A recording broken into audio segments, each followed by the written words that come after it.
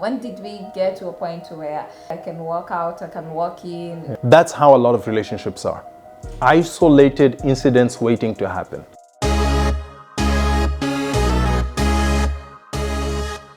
I'm joined in studio by Dr. Kaspan. Thank you very much for joining us. Dr. Kaspan, welcome to Africa Live. Joining me now in the studio, we have Dr. Kaspan. Good morning and thank you for joining us. I'm joined by the great Dr. Kaspan.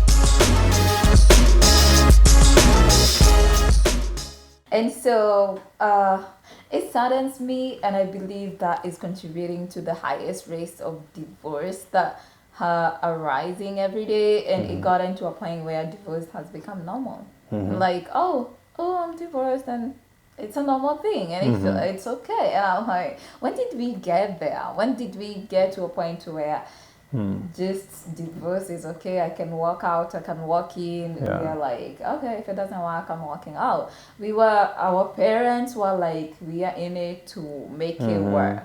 And do you think people are fighting to make it work, or why are they not? Is marriage not working? Where's marriage not working? There are a lot of questions, a lot of answers rather, that can come out of that question. I think one of the core things is the normalization of something that was a stigma. Yes. In that divorce, separation was a stigma of failure. It was a stigma against society, right? You'll be ostracized.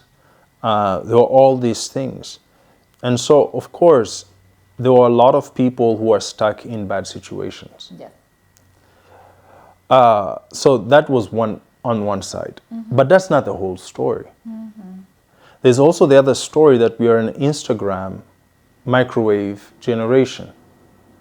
And so when things don't work out, when things get hard, because we don't have community, we don't have support systems, what do? We run to counselors and psychologists. And there's nothing wrong with that. But the question is, do those psychologists and those counselors carry your worldview? Okay? Yeah. So what you have to do is, when you go through this, go to counseling and psychologists who hold the same worldviews as you. Yes. Why am I saying this? Because it will help you navigate the future that you want. All right? If you go to a counselor or psychologist whose worldview is, if you have problems, one way is just separation and divorce, that's what you're going to get as your solution for every issue. Right? Some things you just need to talk them out. Yeah. Some things you just got to walk through them. So I think one of the big things about the generation we are in, we don't have community as much, so we have to rely on strangers. And those strangers don't have any vested interest. No. They have no vested interest, right? Because they actually don't even know you. That's the thing. So. And while it's easier to talk to somebody you don't know about your problems, and it's good, I think there's some value to it, I think that's part. Again, we are independent. Don't tell me what to do. I don't want to be under any covering generation. So that means I have no pastors over me who can talk into my life. I don't have any parental guidance. I don't have anything that can lead me. Okay? I don't have those, back in the day you had older couples. They may have not been your parents. They were kind of like a little bit older who could speak into your life. I know. But I realized when my parents were getting married, the tradition back then was your best couple is they're married people who, according to how my mom explained it to me, is that your best couple should be married people and not single people, because they become your mentors. And I grew up seeing the parents who were the best couples for mom and dad. They used to come home, they used to have moments together, go out for a lunch dinner or a lunch date or just Yeah. dinner date. And I'm like, oh, why is that? Why is that important? Because they are their mentors and they are people who know them and they're not biased. They can be like, okay, this is the case, this is what is going on, and analyze the situation and be Yes. like, weigh the scale and advise you accordingly. Yeah. But I feel like our generation is where, oh, my best friend is my best couple, let's do this, they're single, it doesn't matter. But there's no mentorship, and that has lost its value, which I feel it's a bit sad. Yeah, and again, it goes down to individuality. Because some of those things you've talked about, it was the reason why those relationships lasted.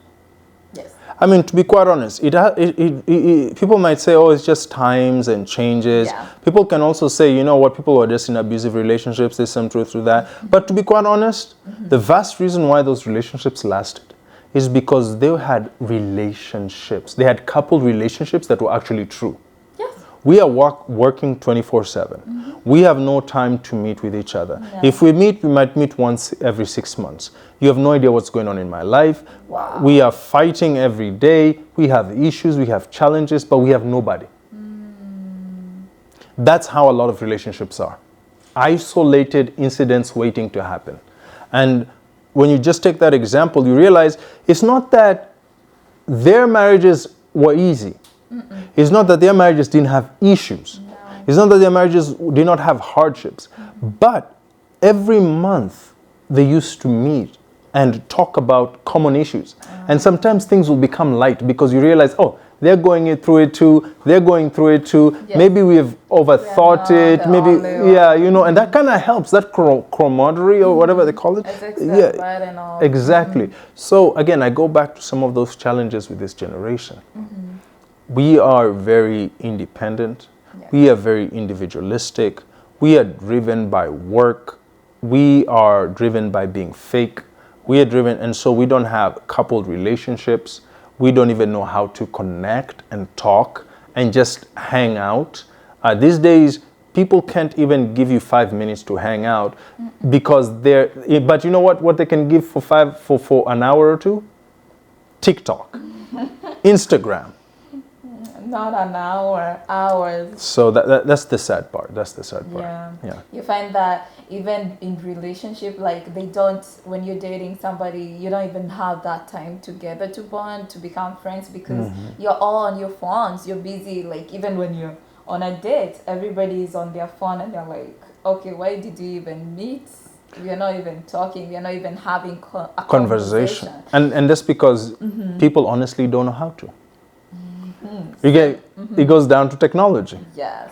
People have lost the ability to conversate. Ability to communicate. There you go. Yeah. Like, look, we're not going to get rid of technology. No. We can use technology for our good. It's actually advancing. Yeah, we can use it for our good. We can use it in many great areas. I believe we can use it and we should use it Yes. properly and accordingly. You can meet a lot of people, but at the end of the day, vetting, both yourself and that person in community. Amen. Thank All you right. so much. This All has right. been great. Wow. I know there's so much we can talk about on this topic, but our time is up. Thank you so much for staying tuned. Send those questions, like, comment, share, and see you on the next segment. See you soon. Thank you so much, Doc. All right. Communication plays a major role in Yeah. a relationship.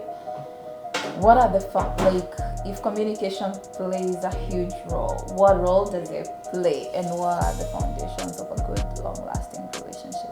Communication is not only what you say, it's what they hear.